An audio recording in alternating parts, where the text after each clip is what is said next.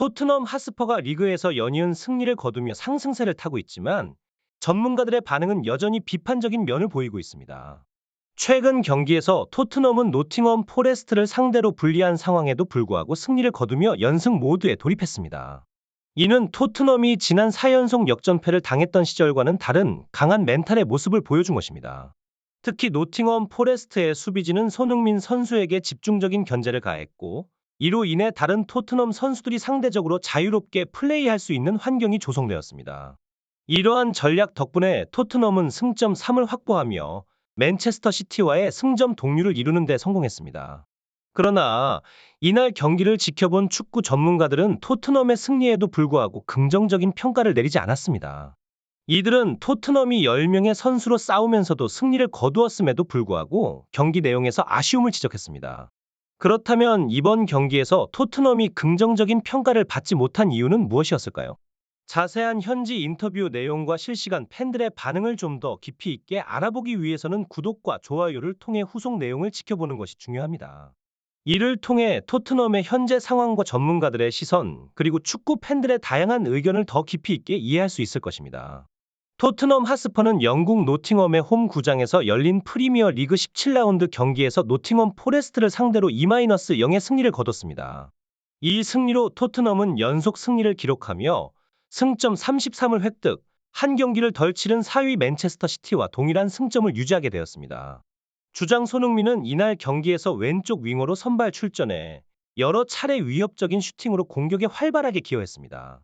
그러나 공격 포인트를 만들어내지는 못했으며, 이는 그가 팀의 공격을 원활하게 이끌기 위해 노력하면서도 개인적인 기록에는 집중하지 않았기 때문입니다.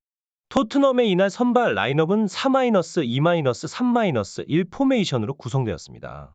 히샬리송이 최전방 공격수로 나섰으며, 손흥민은 왼쪽 측면, 쿨루셉스키가 중앙, 존슨이 오른쪽을 맡아 이 선을 구축했습니다.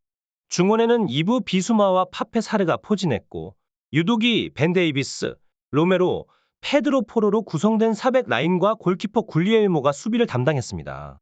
이는 지난 뉴캐슬 유나이티드 전과 동일한 라인업이었습니다.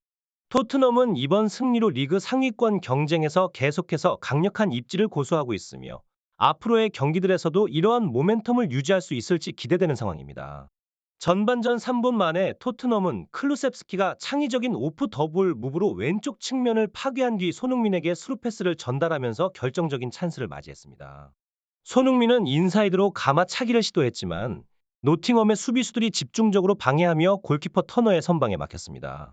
이후에도 토트넘은 노팅엄을 압박했고, 손흥민은 적극적인 뒷공간 침투로 수비진의 시선을 분산시킨 뒤 반대편에 있던 존슨이 클루셉스키의 패스를 받아 논스톱 슈팅을 시도했으나 이 또한 터너 골키퍼의 선방에 막혔습니다. 노팅엄도 찬스가 없었던 것은 아니었습니다. 측면 롱스로인을 이용해 프리킥과 같은 기회를 만들었고, 전반 26분과 28분에는 스로인에서 이어진 공을 슈팅으로 연결했으나 마무리 능력 부족으로 골로 이어지지는 않았습니다. 이 과정에서 존슨이 부상을 당해 엔제 포스테코글루 감독은 존슨을 대체해 스킵을 투입했습니다. 전반 35분, 손흥민은 좌측에서 크로스를 날려 포로가 헤더를 시도했지만 골문을 벗어났습니다. 토트넘은 지속적으로 노팅엄의 수비를 괴롭혔으며 손흥민의 활발한 활동으로 공격 기회를 창출했습니다. 노팅엄은 토트넘의 공격에 대응하여 여러 차례 수비를 강화했으나 토트넘의 공격진은 이를 극복하고자 끊임없이 도전했습니다. 손흥민 선수는 이날 경기에서 중앙 스트라이커로서 자주 나타난 영향으로 측면 지역에서의 움직임이 더욱 뛰어났습니다. 그의 라인 브레이킹과 뒷공간 파고들기는 전성기 이상의 능력을 보여주었습니다. 특히 전반 41분에는 데이비스의 로빙 패스를 받아 결정적인 슈팅을 시도했으나 부정확한 패스로 인해 아쉽게 득점을 놓쳤습니다. 또한 전반 43분에는 유도기의 오버래핑을 활용해 수비수 2명을 제치고 안쪽으로 파고드는 창의적인 움직임을 선보였습니다. 전반전 추가 시간에는 우측에서 쿨루셉스키가 왼발로 에크로스를 시도해 중앙에서 정확하게 침투하던 히샬리송이 완벽한 헤더 슈팅으로 골을 기록했습니다. 토트넘의 중원은 후반부에 급격하게 무너졌습니다. 메디슨과 로셀소가 부상으로 결장한 상황에서 토트넘은 후반 초반까지 볼점 유율을 잃었습니다. 노팅엄은 주도권을 쟁취하기 위해 공격을 강화했지만 VAR 오프사이드 취소로 인해 득점하지 못했습니다. 이러한 상황 속에서도 손흥민의 활약은 팀에 긍정적인 영향을 미쳤고 경기는 토트넘의 승리로 마무리되었습니다. 후반 중반부터 토트넘이 경기 주도권을 다시 잡았습니다. 후반 20분경 손흥민 선수는 영리한 움직임으로 좌측면에 집중된 시선을 이용해 중앙으로 침투했고 포로의 패스를 받아 터닝슛을 시도했지만 골키퍼의 선방에 막혔습니다. 그러나 곧바로 골키퍼의 골킥 처리를 강하게 압박한 손흥민은 골킥 실수를 유발했고 이를 클루셈스키가 놓치지 않고 추가 득점으로 연결했습니다. 비수마가 무리한 태클로 레드 카드를 받아 토트넘의 위기가 찾아온 것처럼 보였지만 골키퍼 비카리오의 활약 덕분에 수적 열세에도 불구하고 노팅엄의 공세를 잘 막아냈습니다. 토트넘은 결국 클린시트를 유지하며 2대0 승리로 2연승을 달성했습니다. 손흥민 선수의 날카로운 오프더볼 무빙과 창의적인 연계 작업이 없었다면 이런 승리는 어려웠을 것입니다.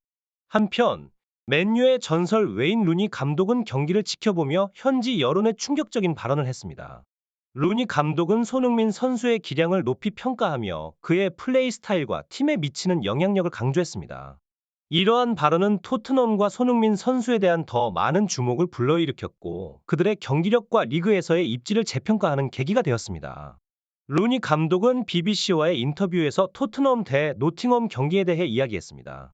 그는 토트넘의 경기력, 특히 손흥민 선수의 영향력에 대해 강조했습니다. 루니 감독은 손흥민 선수가 볼을 잡을 때마다 상대 팀의 집중 견제를 받았다고 언급했습니다. 이러한 견제는 손흥민 선수의 기량과 경기 영향력을 증명하는 것이라고 덧붙였습니다. 루니 감독은 또한 손흥민 선수가 상대방의 골문을 꾸준히 위협했으며 그의 활약으로 인해 토트넘 다른 선수들이 경기를 용이하게 풀어나갈 수 있었다고 설명했습니다. 그는 한 선수에게 이러한 집중 견제가 이루어지면 다른 선수들에게 더 많은 공간과 기회가 생긴다고 지적했습니다. 그의 발언은 손흥민 선수가 팀의 중요한 역할을 담당하고 있음을 강조했습니다. 루니 감독은 인터뷰를 마무리하며 시청자들에게 이번 경기에 대한 자유로운 의견을 공유하도록 권했습니다. 현지 축구 커뮤니티에서 이 경기에 대한 다양한 반응이 쏟아지고 있는 가운데 루니 감독의 발언은 손흥민 선수의 중요성과 팀 내에서의 역할을 부각시키는 데 기여했습니다.